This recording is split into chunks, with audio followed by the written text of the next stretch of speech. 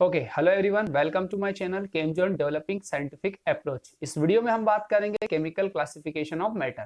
Previous lecture में हमने बात की थी फिजिकल क्लासिफिकेशन ऑफ मैटर की। अब हम बात करेंगे केमिकल क्लासिफिकेशन ऑफ मैटर की। तो चलिए शुरुआत करते हैं। एक पिक्टोरियल में हमने केमिकल क्लासिफिकेशंस को रिप्रेजेंट किया है। इस पिक्टोरियल से हमें काफी क्लियर हो जाएगा कि केमिकल क्लासिफिकेशंस क्या है।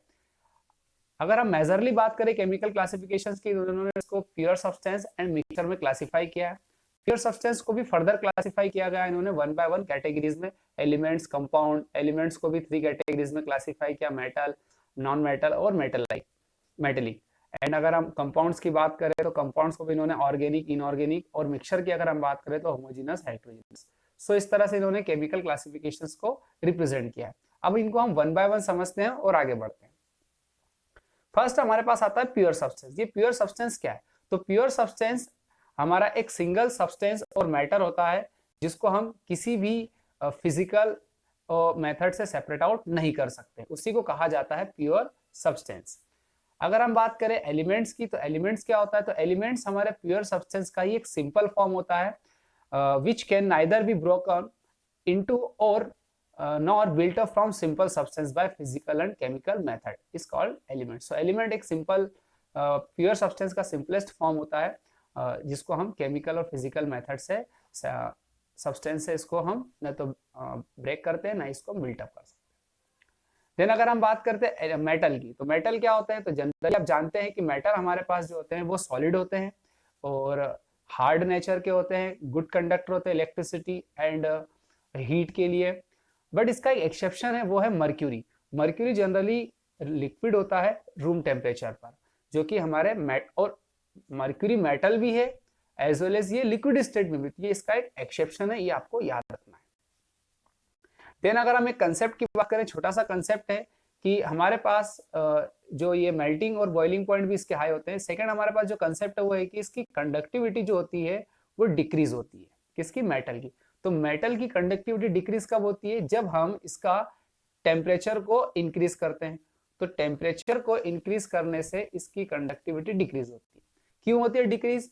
क्योंकि हमारे जो मेटल्स होते हैं उनके अंदर पॉजिटिव आयंस का वाइब्रेशन होता है और ये पॉजिटिव आयंस कहां पर होते हैं? तो इनके लेटिस पॉइंट पर होते हैं।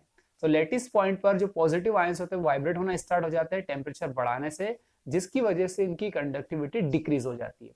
ये बहुत ही कंसेप्चुअल बात है, याद रखिएगा। एग्जांपल्स, सभी ये मेटल के एग्जांपल्स हैं, राइट। चलिए अब हम बात करते हैं नॉन मेटल की। नॉन मेटल्स क्या होते हैं? नॉन मेटल्स जो होते हैं ये हमारे अपोजिट प्रॉपर्टीज रखते हैं मेटल के रिस्पेक्ट में और ये सभी स्टेट में पाए जाते हैं।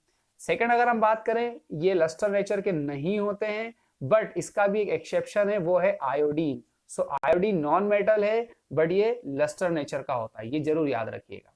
सेकेंड अगर हम बात करें, पुअर कंडक्टर होते हैं इलेक्ट्रिसिटी और हीट के लिए। देन अगर हम बात करें एक्सेप्शन इसका भी, तो ग्रेफाइट इसका भी एक्सेप्शन है। एग्जांपल्स की बात करते हैं, hydrogen, oxygen, nitrogen and sulphur, ये इसके बेसिक एग्जांपल है।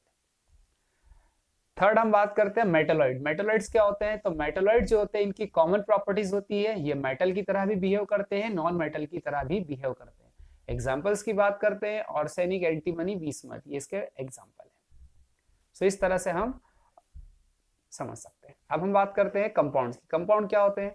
तो कंपाउंड हमारे पास एक प्योर सब्सटेंस से मिलकर टू और मोर डिफरेंट एलिमेंट्स के फिक्स प्रोपोर्शन से मिलकर बने होते हैं और कंपाउंड्स की प्रॉपर्टीज ये जिन एलिमेंट से मिलकर बना होता है उससे डिफरेंट होती है। फॉर एग्जाम्पल हमारे पास है वाटर। जनरली आपने देखा होगा वाटर के अंदर हमारे पास H2O होता है। तो यहाँ पर हाइड्रोजन और ऑक्सीजन ये डिफरेंट एलिमेंट्स हैं जो आपस में कंबाइन होकर एक कंपाउंड का फॉर्मेशन करा।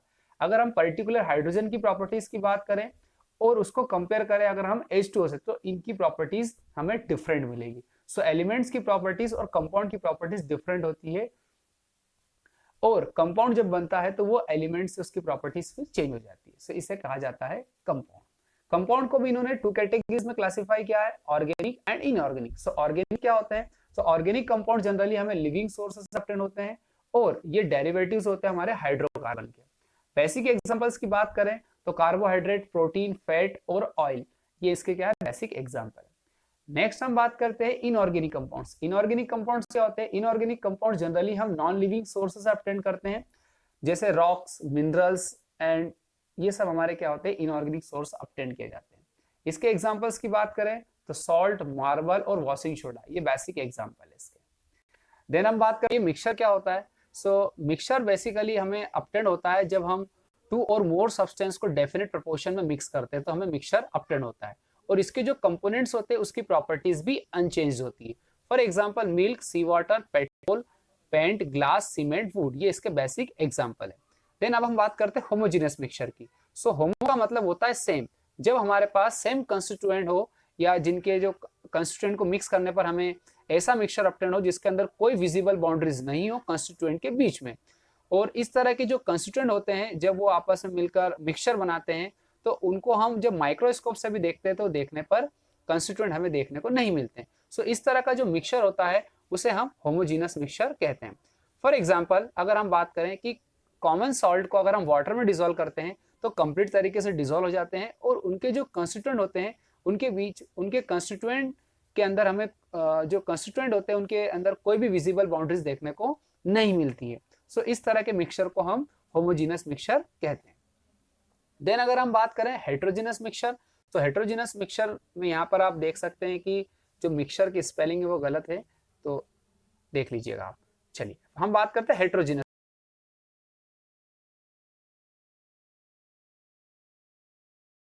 तो कंपोजिशंस होते हैं उनके अंदर हमें जो उनकी बाउंड्रीज होती हैं कंपोजिशन या कंस्टिट्यूएंट की वो इजीली से दिखाई देती है, या कहें कि हम उनको नेक्ड आई से भी देख सकते हैं। सो इस तरह का जो मिक्सचर होता है उसे हेट्रोजीनस मिक्सचर कहा जाता है। फॉर एग्जांपल अगर आप सल्फर और सैंड को मिला लीजिए तो सल्फर और सैंड क्या इजीली से दिखाई देगा क्योंकि वो हेट्रोजीनस मिक्सचर है। उनकी जो कंस्टिट्यूएंट है उनके कंस्टिट्यूएंट के बीच में हमें बाउंड्रीज इजीली से देखने को मिलेगी। एक और एग्जांपल है mixture of iron, filing and sand, ये भी इसी का एग्जांपल है। सो इस तरह से हम mixture and heterogeneous mixture and homogeneous mixture को समझ सकते हैं। Thank you so much for watching my video.